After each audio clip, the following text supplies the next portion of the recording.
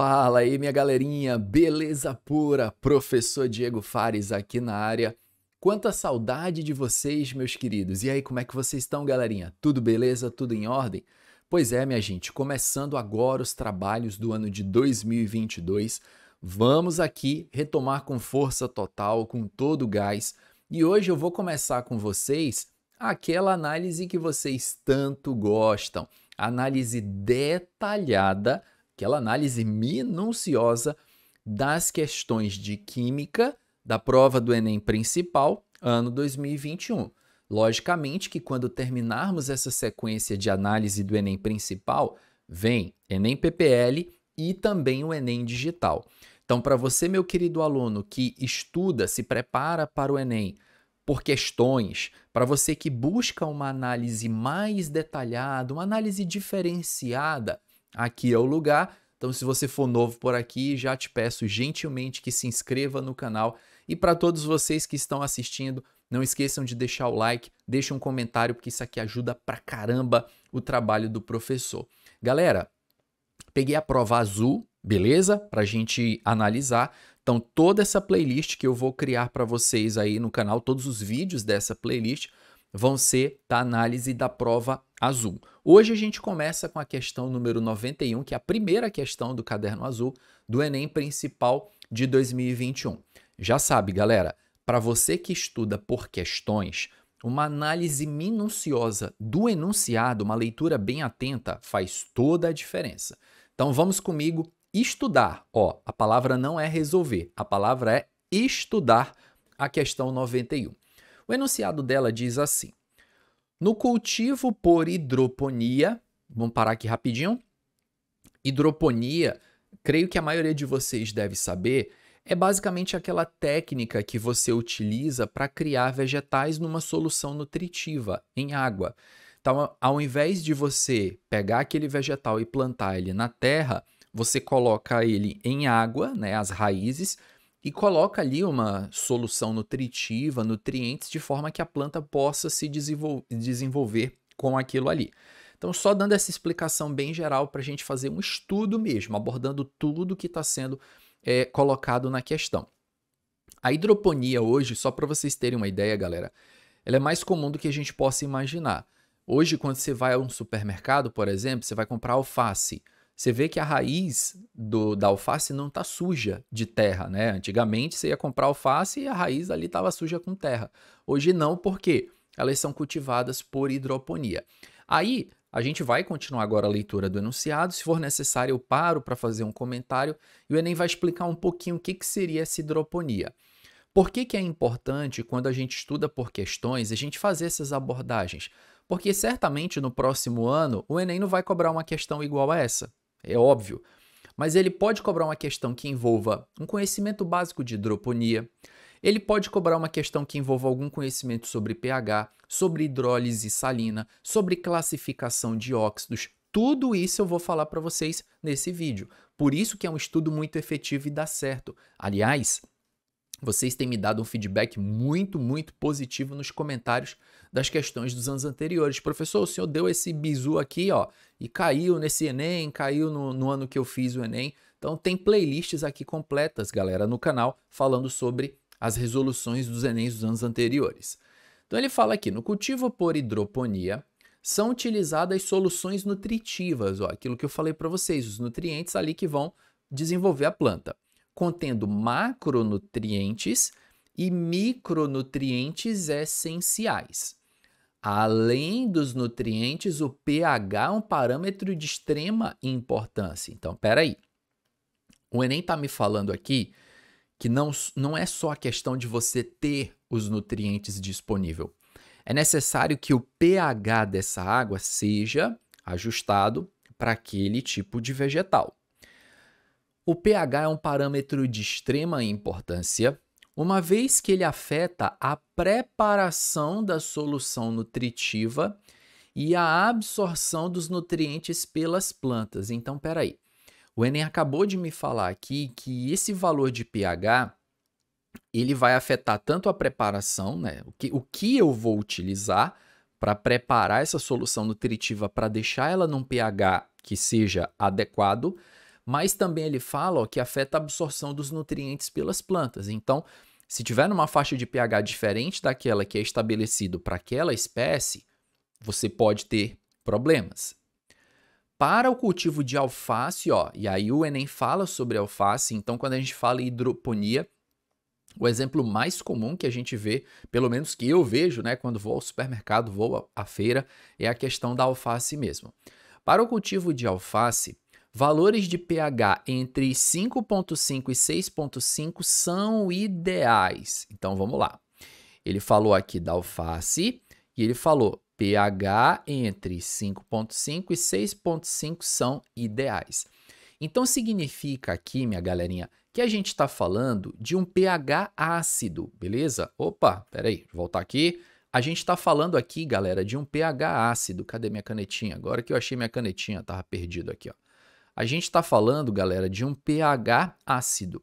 Só que não é um pH bruscamente ácido, né? É um pH levemente ácido, ó, 5,5, 6,5. 6,5 ali já bem próximo da faixa da neutralidade. As correções de pH são feitas pela adição de compostos ácidos ou básicos, ou seja, o ajuste de pH que você vai fazer, né, depois que você preparou a solução nutritiva, ela ficou com pH ali. Aí você vai fazendo pequenas correções de pH para ficar na faixa do que é considerado o ideal, certo? As correções de pH são feitas pela adição de compostos ácidos ou básicos, mas não devem introduzir elementos nocivos às plantas. Ó, esse detalhe aqui, mas não devem, cadê a amarelinha? Ó? Mas não devem introduzir elementos nocivos às plantas. Professor, que elementos nocivos são esses, né, que podem ser nocivos às plantas? Na realidade, gente, alguns tipos de metais, tá? Metais pesados, por exemplo, no solo não são legais.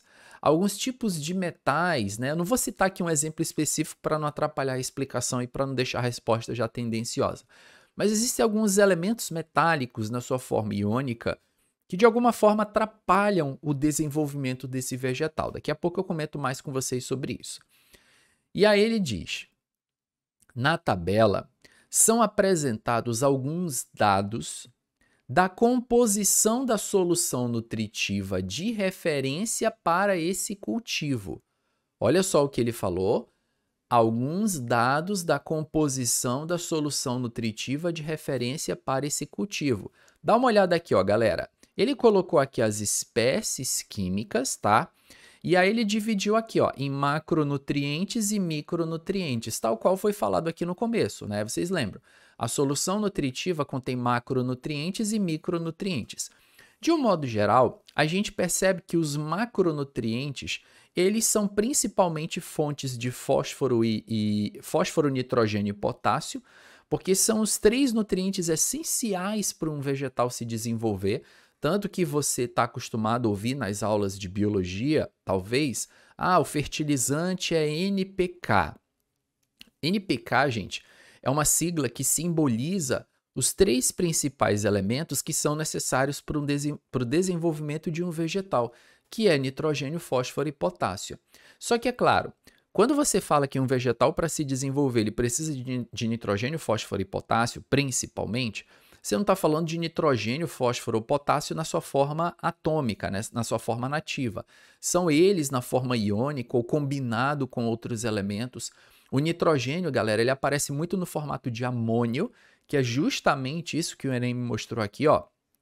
Então, bacana da gente fazer essa análise minuciosa é que eu vou explorando com vocês esses vários outros detalhes do que simplesmente eu dar a resposta. Lembra que eu sempre falo para vocês aqui, quem já é velho de guerra aqui no canal sabe. Mostrar resolução por resolver, ó, você fecha aqui o vídeo e procura outro canal que tem um monte aí fazendo resolução.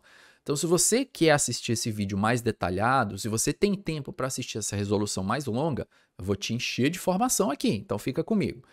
Nitrogênio, principalmente na forma de íon amônio. O fósforo, galera, é permitido a existência dele no solo, na forma de um nutriente, no caso macronutriente, na forma de vários íons. Aqui o Enem, ele mostrou esse íon aqui, ó, que é o H2PO4-. Vou colocar aqui os nomes, né? Vamos dar nomes aqui às crianças, principalmente aos íons compostos aqui, ó. O NH4+, é o cátion amônio, né? Você pode chamar de cátion ou você pode chamar de íon, que é uma terminação mais geral. Amônio, amônio. Não confunda, galera, amônio com amônia. Eu sei que muitos de vocês sabem, mas não custa nada dar esse alerta aqui, tá? NH3 é a amônia. A amônia, ela é um gás. O amônio, ele é um íon que normalmente se encontra dissolvido em um solvente. Então, se estiver dissolvido na água, é o cátion amônio, tá? O fósforo, esse íon que vocês estão vendo aqui, ó, que é o H2PO4-, ele tem um nome. Como é o nome desse íon? Bom, para mostrar para vocês o nome desse cara, já que é para fazer uma análise completa, vamos comigo aqui, ó. A maioria dos íons de fósforo, eles vêm do ácido fosfórico, que é o H3PO4. Então, vou colocar aqui o nome do cara, ó, é ácido fosfórico. A grande maioria dos íons de fósforo que você encontra no solo, na hidroponia, enfim, são derivados do ácido fosfórico. O ácido fosfórico, vocês estão vendo aqui que ele é um triácido. Ele é um ácido triprótico, né? Tem vestibular que fala assim. Já teve questão do Enem que usou esse termo triprótico, tá? Triprótico quer dizer 3 prótons, 3 íons H+. Se nós fizermos a ionização desse ácido em etapas, porque a ionização dele é um equilíbrio químico, ele vai liberar um primeiro H+, e quando eu retiro um H+ dele, vai sobrar o íon H2PO4-. Como é o nome desse íon aqui? Seguinte, galera, todos os íons que são derivados de ácido que terminam em ico, eles vão ter a terminação ato, tá? Então, se o ácido ele tem a terminação ico, se o ácido tem a terminação ico, o ânion vai ter a terminação ato. Então, ácido fosfórico gera o ânion fosfato, ácido sulfúrico gera o ânion sulfato, ácido bórico gera o ânion borato, e assim por diante, tá? Então, como o ácido é fosfórico, esse nosso ânion ele vai ser um fosfato. No entanto, ele é um fosfato que tem 2 hidrogênios. Então, nós chamamos de dihidrogenofosfato. De 2, hidrogeno, 2 hidrogênios, e fosfato porque ele veio do ácido fosfórico. A palavra hidrogênio ela tem H, mas normalmente, como a gente escreve tudo junto, nesse caso a gente suprime a letra H, então ficam duas letras I, uma na sequência da outra. Então ficaria assim, dihidrogenofosfato, tá? Tudo junto, porque é o nome de um único íon, tá? Então tá aí, ó. Vocês já sabem que esse íon aqui é o dihidrogenofosfato, tá? Se nós pegarmos o dihidrogenofosfato, que é o H2PO4-, e fizermos uma nova ionização desse cara, vale ressaltar que a segunda e a terceira ionização são bem difíceis de acontecer porque elas têm constantes muito baixas, constantes de equilíbrio. Mas vamos colocar aqui no papel supondo que elas aconteçam. Então, eu tiro mais um H+, e forma o HPO4-2-. Cada vez que eu tiro um H+, eu aumento uma carga negativa. Se pela lógica o íon de cima é o dihidrogenofosfato, o de baixo é o monohidrogenofosfato, tá bom? Então, esse nosso amiguinho aqui, ele seria o monohidrogenofosfato. Tá aí o nome do nosso amiguinho, monohidrogenofosfato. E, por último, se você pega o HPO4-2- e faz mais uma ionização dele, ele vai liberar um H+, e vai sobrar o PO4-3-. O PO4-3- é o íon fosfato propriamente dito, tá? Esses são os principais íons, galera, derivados do fósforo. E quando a gente fala em potássio no solo, o potássio ele existe basicamente na sua forma iônica, que é o potássio+, é o K+. Então lembra desses 3 carinhas que são fundamentais para o desenvolvimento da planta, nitrogênio, fósforo e potássio. Tanto que vocês estão vendo que as espécies que têm nitrogênio, fósforo e potássio, eles são considerados macronutrientes, né? muito provavelmente eu estou deduzindo aqui, galera, que esse termo macronutrientes talvez se refira a nutrientes que são fundamentais, né? São os principais ali para o vegetal. Tem também a questão do cálcio iônico, por isso que em muitos locais faz-se o processo de calagem, que é a correção do pH do solo. Essa correção do pH do solo, não sei se vocês já ouviram falar desse processo. Quem assiste os vídeos aqui do canal já, porque em várias questões do Enem eu já trouxe esse termo aqui, calagem, para vocês.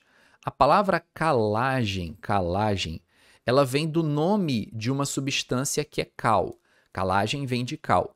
Cal não é um nome químico, tá, gente? É um nome usual, é um nome popular, vamos dizer assim, popular entre aspas, que as pessoas usam para chamar o óxido de cálcio. O óxido de cálcio, além de ser uma substância de natureza alcalina, de natureza básica, ele também é fonte de cálcio para o solo. Então, muitos agricultores em solos muito ácidos, eles fazem o processo de calagem. Inclusive, só a título de contexto, para vocês entenderem, a calagem ela é fundamental e praticamente indispensável em solos que têm um caráter mais ácido, como, por exemplo, os solos aqui da região amazônica, galera. Aqui na região amazônica, os solos eles têm esse caráter mais ácido porque, ó, muito provavelmente, né, a galera aqui do Amazonas já deve saber disso aí. Mas para quem não sabe, para quem é de outro estado, enfim, nós chegamos aí em todo o Brasil e até em outros países também. Tem gente aí de outros países, mas de língua portuguesa que acompanha o nosso trabalho. Então, se você é de outro país, ó, coloca aqui também para eu saber que você está acompanhando o trabalho. A Amazônia ela tem esse solo ácido, né? Por isso que você ouve muito falar na geografia que o solo amazônico ele não é tão bom assim para cultivo, né? Porque ele daria muito trabalho para você prepará-lo para cultivo. E essa acidez, basicamente, ela se dá devido à decomposição da matéria orgânica. Então, as folhas da floresta, galhos e tal, essa parada toda cai, decompõe, e quando decompõe, ela produz ácidos orgânicos, que são chamados de húmicos, resultado do humus, que é o material em decomposição. Aí produz ácidos, então a calagem aqui ela é muito eficiente. E a calagem nos solos amazônicos, galera, só para vocês terem uma ideia, ela é tão bacana que ela tanto alcaliniza o solo, porque o óxido de cálcio ele tem natureza básica, como também é uma fonte de um micronutriente, aliás, de um macronutriente, perdão, que é o cálcio. Nós temos aqui fonte de enxofre, que é o sulfato também, e temos como micronutrientes aqui, galera, ó, o ferro e o cloreto. E aí, nessa parte da tabela, que é onde eu estava lendo para vocês, ele dá aqui a composição de referência. Então, isso significa que a referência da concentração de cada espécie tem que ser próximo disso aqui, ou mais próximo disso que eu consegui. E o pH, a faixa de pH, como vocês estão vendo aqui, ó, tem que estar entre 5,5 e 6,5. Lembrando que esses dados que ele deu aqui, galerinha, são os dados de referência, ou seja, é aquilo que a gente toma como base, ó. A gente toma como base isso aqui, tá certo? Então, vamos aqui finalizar o enunciado. Olha só, a gente tá com um tempão de vídeo, eu nem terminei de ler o enunciado, mas olha só o tanto de informação que eu já te dei. Isso aqui, meu querido aluno, é sala da química. Então, deixa o like aí e ajuda o trabalho do professor. Vamos lá. Cadê? Também é apresentada a composição de uma solução preparada por um produtor de cultivo hidropônico. Tá aqui, ó. Essa foi a solução que o nosso amigo preparou. Então, vocês conseguiram entender o contexto todo da questão? Ele te deu uma tabela com os nutrientes fundamentais para fazer a hidroponia, né? Aqui ele deu a composição da solução nutritiva de referência para esse cultivo, né? No caso da alface, que ele falou ali. E o que o nosso amigo preparou, né? Aí a gente dá uma olhadinha aqui, só fazendo uma comparação. Isso talvez não seja tão relevante assim para a resolução da questão, mas a gente percebe aqui, ó, um pouquinho menos de amônio, né? Enfim, aí a gente tem aqui uma concentração igual de hidrogênio fosfato, um pouquinho abaixo do potássio, aqui um pouquinho menos de cálcio, um pouquinho menos de sulfato, um pouquinho menos de ferro, e aí o cloreto tem um pouquinho a mais, mas eu não sei nem dizer se é um pouquinho a mais, porque aqui tem um traço, provavelmente isso aqui não seria relevante, né? Mas enfim. E aí o que ele coloca aí? Para a correção do pH da solução nutritiva preparada. Esse produtor pode empregar uma solução de quê? Aí você tem nas alternativas ácido fosfórico, sulfato de cálcio, óxido de alumínio, cloreto de ferro 2 e hidróxido de potássio.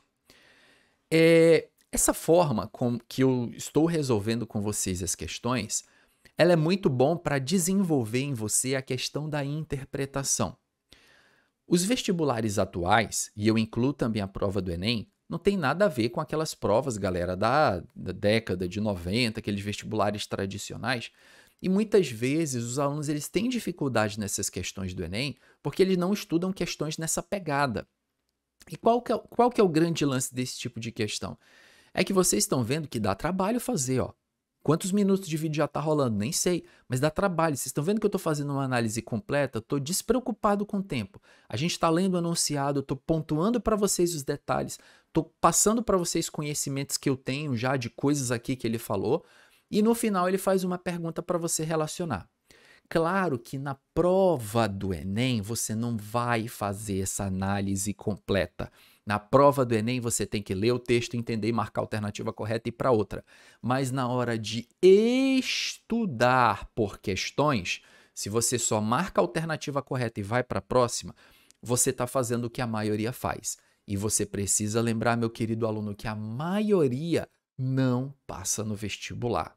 E essa é a realidade, galerinha, infelizmente. Então você tem que procurar fazer o que a minoria faz. É o que eu sempre falo para os meus alunos, fazer o que a maioria não faz para obter o resultado que a maioria não obtém. Essa análise completa é muito boa para você desenvolver essa questão de interpretação. E aí quando você lê uma próxima questão, você já começa a enxergar esses pontos, ó. E não tem fórmula mágica não, galera. Tem aluno que fica procurando receitinha pronta na internet, não tem, ó. É aqui, ó, é bumbum na cadeira e vão para cima, lendo, interpretando, entendendo as paradas. Tem uma coisa aqui que se você não prestar atenção no enunciado, você vai rodar legal nele. Uma coisa que confunde, se você não estiver lendo de forma atenta, é que você viu, caramba, o cara deu uma tabela com vários minerais, vários íons, aí tipo tem ferro aqui, ó, tem ferro, aí ó, alumínio não tem, o aluno, opa, esse aqui tem cálcio, mas aqui não tem cálcio. Aí você fica tentando comparar a tabela com o que está nas alternativas. Só que o comando da questão é que move a tua resposta. Ele só quer saber de corrigir o pH da solução nutritiva. Então, não necessariamente, eu preciso focar nesses íons que tem que estar presente, macro, micronutrientes. Ele quer alguma coisa que corrija o pH. Eu poderia dizer para vocês várias outras coisas, mas assim, se a gente pudesse adaptar essa questão número 91 para o vestibular lá da década de 90, seria algo do tipo: uma solução tem pH entre 5,5 e 6,5. Marque a alternativa correta que tem uma substância que possa corrigir esse pH para próximo da neutralidade ou alguma coisa do gênero, entenderam? Então, esse que é o grande detalhe aqui que você tem que saber, tá bom? A solução preparada, ó, tem pH 4,3. A que a gente quer chegar tem pH entre 5,5 e 6,5. Então, você tem uma solução, deixa eu só refazer aqui, ó. Você tem uma solução com pH 4,3. É esse aqui o teu ponto de partida. Você quer chegar num pH de 5,5 e 6,5, que esse aqui é o ideal. Qual é a substância que eu vou utilizar para elevar esse pH? Entenderam a pegada? Elevar o pH. A solução preparada, o pH é 4,3. Mas a que eu quero está aqui, ó. O pH é 5,5, 6,5. Eu preciso elevar o pH. Então a gente está buscando uma alternativa aqui, galera, de alguma coisa que alcalinize o meio, tá? Eu quero uma substância de caráter alcalino. E que ao mesmo tempo, de alguma forma, como ele coloca aqui, ó, não deve introduzir elementos nocivos às plantas. Uma substância de caráter alcalino. Vamos lá. Ácido fosfórico. Eu acho que essa letra A, me desculpa se você marcou ela, tá, gente? Mas você sabe que eu sou muito sincero aqui. Essa seria uma das piores alternativas para você marcar, tá? Porque ácido fosfórico é ácido. Tu precisa de um pH alcalino para correção, tá? Sulfato de cálcio. Professor, eu fiquei meio em dúvida na letra B, sulfato de cálcio. Porque o sulfato de cálcio, ele é um sal. Pois é, galera. Aí o lance de pH de sal é uma novela à parte, mas basicamente depende da origem do sal. Vocês devem saber que todo sal, ele é oriundo de um ácido de uma base, tá? Agora, se um sal, a origem dele é um ácido forte e uma base fraca, se um sal ele vem de um ácido forte e de uma base fraca, ele é um sal que vai tornar o meio ácido, beleza? Porque, ó, pensa que um sal é um filho, o pai dele é o ácido, a mãe é a base, tá? Se o pai é forte e a mãe é fraca, o filho vai puxar para o pai, tá? Vai herdar as características do pai, ou seja, se o ácido que originou ele é forte, o sal vai tornar o meio ácido. Agora, existem sais que a origem deles é um ácido fraco e uma base forte. Quando a origem de um sal é ácido fraco e base forte, esse sal, galera, ele já vai ter um caráter alcalino. Porque se o pai é fraco, a mãe é forte, o sal vai puxar para a mãe, tá? Em caráter excepcional, se o ácido e a base forem fortes, os dois fortes que originaram o sal não altera o pH do meio, e se o ácido e a base forem fracos que originaram esse sal, aí é uma situação bem complexa que já vai depender de constante do ácido e de constante da base para você comparar quem tem maior constante. Mas esse caso em vestibulares, galera, juro para vocês, é 1 em 1 milhão. Não vou nem me preocupar em ver isso aqui, senão a gente gasta tempo com coisa preciosa, tá? Bom, quando eu analiso, já estou ficando sem espaço aqui para escrever. Espera aí que eu não quero ir para a próxima não, menino. Volta aqui, eu estou até apertando o botão errado aqui, galera. Vamos lá. Quando você analisa sulfato de cálcio, vem comigo aqui, ó, que já está acabando o meu espaço aqui de tanta informação que estou passando para vocês. Qual é a base que originou esse sal? A base que tem cálcio é o hidróxido de cálcio, ó, é o CaOH2. Qual é o ácido que tem o SO4, que é o sulfato? É o ácido sulfúrico, ó, é o H2SO4, tá bom? O hidróxido de cálcio, galera, ele é uma base relativamente forte, tá? A gente considera, assim, no mundo das bases, é uma regra da química orgânica que é meio... Existe um pouco de discordância, assim, né? Tem uns que vão dizer que ele é meio fraco, mas, assim, na regra de forte e fraco, se você pegar um livro aí de química do primeiro ano e tal, na regra de forte e fraco, a gente considera que bases da família 1 e 2 são fortes. Aí tem aquela exceção que é magnésio e berílio, né? Hidróxido de magnésio e hidróxido de berílio são bases fracas, mesmo sendo da família 2. As demais, todas, são consideradas bases fracas. Então, usando aquela regra cegamente, eu vou considerar então que o hidróxido de cálcio, a priori, é uma base relativamente forte. E o ácido sulfúrico, galera, é um ácido forte porque nos oxiácidos a gente subtrai o número de oxigênios menos o número de hidrogênios ionizáveis. Quando essa diferença ela é 2 ou maior que 2, aí você já considera o ácido forte. Então, no caso aqui, ó, 4 menos 2 daria 2, o que me levaria a classificar esse ácido como forte. E é aquilo que eu falei para vocês. Sal que vem de ácido forte e base forte, galera, praticamente não altera o pH do meio, ó. Então, eu acabaria eliminando também essa letra B de bola, tá bom? O óxido de alumínio, galera, ele é um cara especial, vamos dizer assim, tá? O óxido de alumínio, ele é um óxido, mas ele é considerado um óxido anfótero, tá? Um óxido anfótero. Não sei se vocês já ouviram falar nisso, já estudaram isso aí, mas basicamente, para sintetizar, o óxido anfótero é aquele que tem um duplo comportamento, ou seja, ele reage tanto com ácido como com base. Então, ele meio que é capaz de neutralizar ali tanto um meio ácido quanto um meio básico. Os óxidos anfóteros são vários que existem, né? Que eu já vi assim em questão, galera, os dois principais são o óxido de zinco e o óxido de alumínio. São os principais anfotéricos que constam. E aí, infelizmente, isso aí, gente, é decoreba, tá? Essa questão de saber que o Zn2O3 é um óxido anfótero seria algo meio decoreba. Mas, ao mesmo tempo, eu te digo que o íon alumínio, ele não é um íon que os vegetais amam de paixão. O íon alumínio, ele não é legal que você tenha ele no solo, tá? Se você pegar para ler alguma coisa relacionada a íon alumínio, você vai ver que não é legal ter uma contaminação no solo por alumínio. E ele coloca aqui, né, elementos nocivos às plantas, não é legal que tenha. Mas mesmo que você não soubesse essas duas características, porque é uma informação bem específica, que talvez até essa aula, né, porque isso aqui é mais que uma resolução, é uma aula, né? Talvez até antes dessa aula você não tinha essa informação, mas agora você está sabendo dessas características do óxido de alumínio e também do alumínio. Então, assim, você ficou na dúvida, é aquela história, né? Na dúvida, lê as outras, tá? Mas eu de cara já vou eliminar a letra C e vocês já entenderam o porquê, tá? Ah, e tem um detalhe.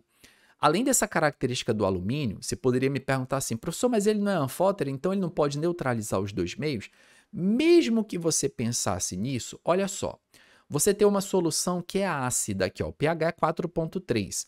Talvez o óxido de alumínio aqui, gente, ele poderia até neutralizar essa acidez, mas para um pH já ali no 7, né? Que ele basicamente ele consegue neutralizar soluções que têm excesso de ácido ou excesso de base. Sendo que aqui o que eu quero é dar um tapinha no pH. Então vai depender muito da quantidade de óxido de alumínio que você vai usar, né? Então anfótero nesse sentido é aquele que tenderia a neutralizar, mas deixando mais ali no pH próximo do neutro. Cloreto férrico, galera, é um sal. Qual que é a origem desse sal? FeSL2. O FeSL2 vem do FeOH2, que é o hidróxido ferroso, e do HCl, que é o ácido clorídrico. Nós temos aqui uma base fraca e um ácido que é forte. Ó. Essa base ela é fraca e esse ácido aqui é forte. Sal que vem de base fraca e ácido forte deixa o meio ácido. E o que nós não queremos aqui é um meio ácido. Sobra na letra E, hidróxido de potássio. Aí você pensa, bom, professor, então a resposta de fato é a letra E, né? Sim, a resposta, a alternativa correta é de fato a letra E. Só que eu queria que vocês entendessem aqui dois pontos que me chamam a atenção para marcar a letra E. Talvez vocês não tenham pensado nisso, mas dois motivos eu vou te dar. Você provavelmente só está vendo um, que é o fato dele ser uma substância alcalina, né? Então, poxa, se eu tenho um pH aqui 4,3, se eu botar um pouquinho de hidróxido de potássio, não pode ser muito também, que se você botar muito, esse pH vai subir para cima do 7, tá? Acima de 7. Bota um pouquinho de hidróxido de potássio. Botei um pouquinho lá, professor. Aí você vai medindo o pH até chegar nessa faixa aqui, ó. O que vai acontecer? O hidróxido de potássio, ele é sim uma base forte, mas pensa comigo. Você vai usar essa base para neutralizar esse excedente ácido que está aqui. Se essa solução é ácida, a solução ácida tem H+, certo? Então pensa comigo aí, ó. A solução nutritiva, ela é ácida, ela tem H+. O hidróxido de potássio, você vai jogar ali no meio, ele tem OH-. O que o H+ e o OH- vão fazer? Os dois vão se juntar e daqui vai formar água. Água é nociva à planta? Não, água não é nociva à planta. O hidróxido de potássio não tem o potássio, né? Potássio é o íon K+, aqui, ó. Íon K+, espera aí, o K+ é um macronutriente que ainda vai me ajudar a elevar essa quantidade de macronutriente de potássio que o nosso amigo aí, o agricultor, sei lá quem, colocou muito abaixo do recomendado. Perceberam, gente, essa dupla análise? Com o hidróxido de potássio, ó, isso não resta mais a menor dúvida que é ele a resposta da questão. Porque ele é um cara que tanto pode alcalinizar o meio, através dos íons OH-, neutralizando ali o excedente de H+, formando água, tá? Mas ainda deixando o pH ali dentro da faixa ideal. Como ele é fonte de potássio, o potássio é um nutriente fundamental para a planta, é um macronutriente e o cara colocou um macronutriente muito abaixo. Ó. Os outros a gente percebe que estão até perto de macronutriente, mas eu percebi aqui no potássio uma quantidade muito abaixo da recomendada. Eu não sei se vocês perceberam, mas eu não falei esse detalhe justamente para não induzir já a você marcar a letra E, que seria a única alternativa que tem potássio. Professor, essa sacada aí do potássio, o senhor falou, faz todo sentido, mas eu não teria prestado atenção nisso. Como é que eu desenvolvo essa habilidade? Primeiro, assistindo os vídeos do canal, é claro, meu querido aluno, e fazendo as questões do Enem assim, ó. Eu sempre falo para os alunos do meu curso que você pode fazer as questões do Enem de duas formas. Você pode fazer como simulado, e aí fazer como simulado é aquilo, é no time, tá? No horário da prova, com a mesma quantidade de questões, tudo igual, é no time, é simulado. Ou você pode fazer uma resolução analítica, que é essa aqui, ó, com calma, pontuando os detalhes, marcando os pontos, vendo se você está entendendo tudo, eliminando as alternativas. Essa aqui não é, tá? Mas por que que ela não é a resposta correta? Por que que é a E? Por que que a C está errada? Que foi o que eu fiz com vocês. Eu fui pontuando cada alternativa, eliminando, dizendo por que que ela está errada, até a gente chegar na alternativa correta. Isso, gente, é fazer o que a maioria não faz. E é isso que vai trazer a sua aprovação na prova do Enem. Beleza, meu querido aluno? Eu acho que esse vídeo merece o seu like, merece o seu compartilhamento. Pega esse material, compartilha com seus grupos de alunos aí, galera que está desesperado estudando por Enem, ó. Fala que aqui no canal ele é especial, o canal é diferente, aqui é especial, faz uma análise bem minuciosa para vocês. Deixa aqui nos comentários, galera, eu quero saber se vocês gostaram dessa análise, eu quero um feedback, eu leio todos os comentários, posso não responder, mas eu leio todos, galera, porque são muitos. Leio todos os comentários, vejo o feedback de vocês, vejo o que vocês estão querendo aqui no canal e aqui vocês que mandam, beleza, gente? Vou ficando por aqui, muito em breve eu volto para nós continuarmos a nossa saga que só está iniciando. Enem 2021. Grande abraço a todos, gente. Sucesso nos estudos, até a próxima e valeu!